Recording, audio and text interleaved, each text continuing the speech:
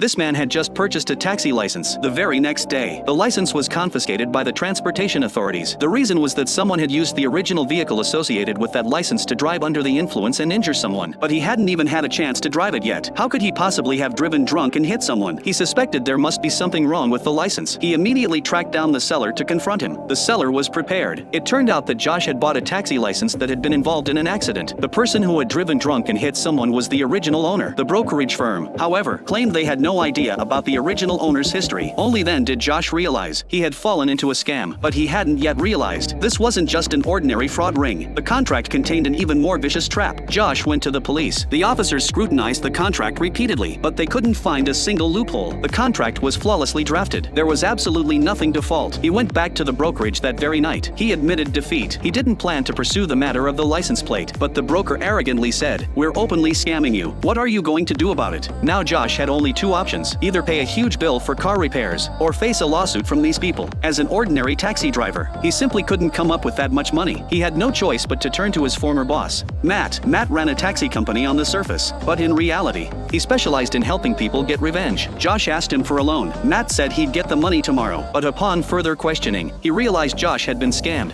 Matt immediately decided to step in and help him. They quickly figured out the scheme. The scammers specifically bought license plates from drivers involved in DUI accidents at rock-bottom prices. Before the license was officially revoked, they'd quickly resell it to someone in desperate need. At the same time, they'd sign a carefully crafted contract to set a trap. Afterward, they'd use various excuses to keep extorting the buyer. Although they were despicable, on the surface, they weren't breaking any laws. The law couldn't find a way to pin anything on them. Of course, Matt's revenge squad never took the conventional route. Before every operation, they would give the victim a coin, letting them decide for themselves whether to seek revenge. Josh chose revenge. The squad sprang into action immediately.